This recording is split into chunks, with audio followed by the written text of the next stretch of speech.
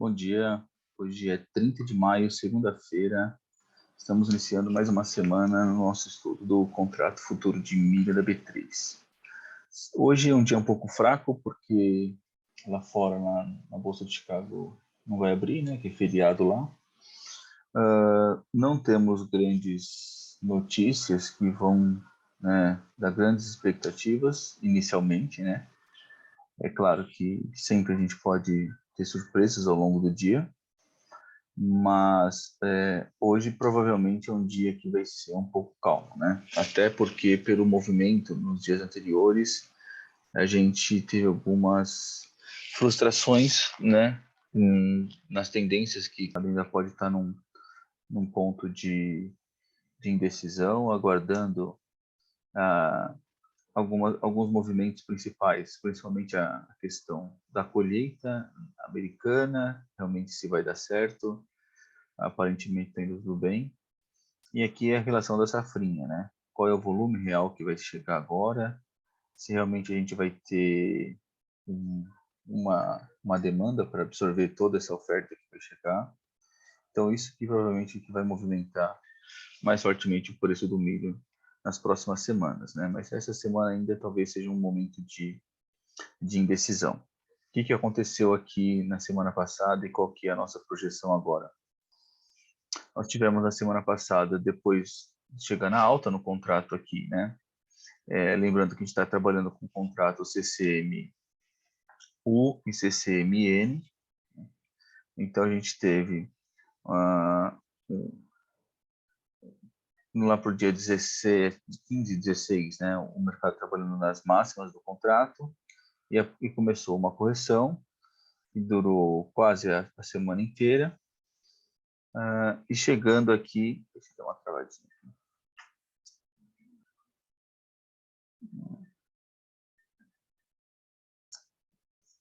Voltou.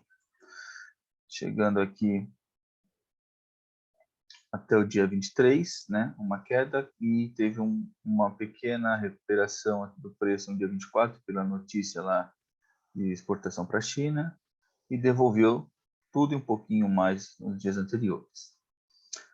Na sexta-feira, foi um dia que me pegou de surpresa, né, foi contra a minha expectativa, e eu acabei levando um pequeno stop na sexta-feira, né.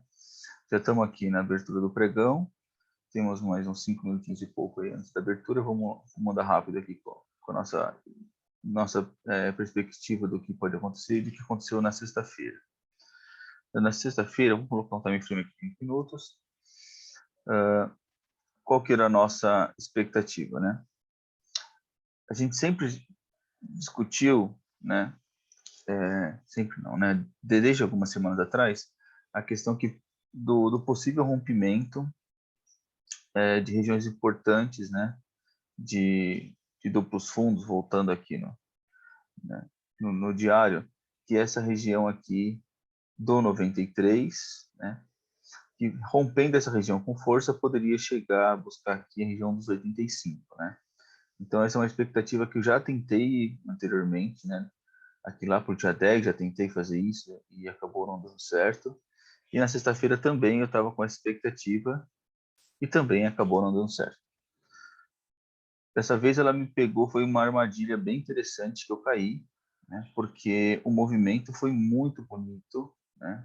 Apresentando esse rompimento, e eu ainda não me precipitei, eu quis fazer até entrando um pouquinho mais tarde, para evitar qualquer movimento errático, né? Porque no dia anterior ele tentou romper o 93 e segurou, e eu estava com a expectativa de que se conseguisse romper com volume, com facilidade, 93, 93,10, isso poderia indicar, né, uma tendência forte de queda, buscando lá os 85. Então, isso era bem interessante e foi o que aconteceu logo no começo da manhã, né? Aqui nos primeiros dias, nos primeiros minutos, o mercado abriu em torno de 93,5, rompeu, depois dos 20 minutos ele rompeu e manteve-se abaixo do 93, com um volume interessante, né, e um fluxo vendedor muito forte. Isso permitiu, eu entrei aqui nessa região, entrei vendido aqui nessa região do 93,10 e fiquei vendido esperando chegar pelo menos, né, uns 2 pontos, pelo menos. Tinha feito algumas projeções de FIBO na hora para fazer uma análise inteira, mas eu estava esperando pelo menos uns 2 pontos. O que aconteceu é que começou a entrar uma defesa aqui na região do 92,5, né? Só que essa defesa começou a ganhar a posição com um volume muito baixo, né? Então isso na verdade era uma coisa que eu queria, né? É o quê? Ter uma pequena correção, né? Fazer um pullback aqui na região dos 93 e pouquinho, né? E gerar candles de indecisão para depois cair de vez. Isso era uma coisa que seria até interessante. Então, o que eu fiz? Eu estava com um gain aqui interessante, né? Quase um ponto, e não quis sair da posição, né? Porque justamente era uma coisa esperada fazer esse movimento de pullback para descer com força. Acontece que eu me dei muito mal, né? Porque o mercado subiu, até, né, deu algumas cutucadas. Eu estava com o meu stop aqui, uma região acho que do 94, uma região mais segura, né? Falei, bom, para evitar justamente essas cutucadas, né? Esses pavios aqui, onde tem uma ordem aqui que acaba limpando o book. Então, para me proteger, eu coloquei aqui na região do 94, mas mesmo assim, no final da tarde não, então das 2 horas ele rompeu de vez e foi embora, né? Chegou até a região dos 95.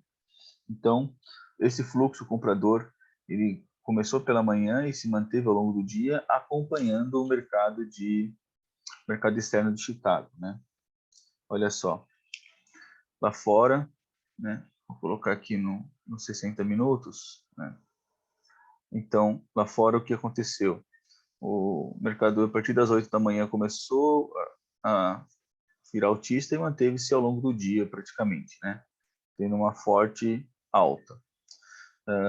Os mercados do trigo, né? Vamos ver se ele carrega aqui. O mercado do trigo e da soja. Não está carregando. Bom, então deixa eu falar.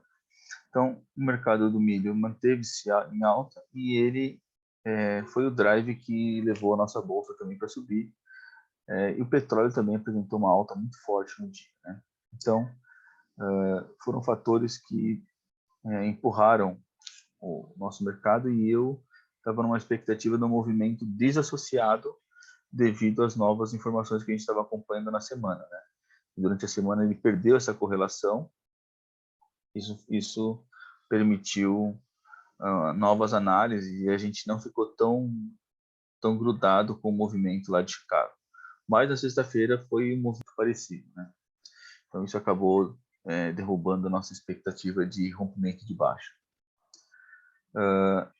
Com relação ao número de contratos abertos, diminuiu 800 no N, aumentou 400 no U, nada muito relevante. Em relação ao volume financeiro, o volume U está bom, né? Dentro da média, um pouquinho acima da média. O volume N sempre um pouquinho abaixo, mas é um volume razoável. E o mercado à vista, aqui no índice Exalc, uma pequena baixa, praticamente na estabilidade, né? Então não teve muitos movimentos. Em termos de notícias, a única coisa que é relevante para agora é que o adiantamento da colheita do milho aqui no Brasil, né, que está tendo relativamente bem. A gente tem alguma coisa que pode indicar o possível aumento que teve na soja no dia anterior, na quinta, e o milho na sexta, que talvez a China provavelmente mostrou algumas intenções de compra do milho americano e da soja também.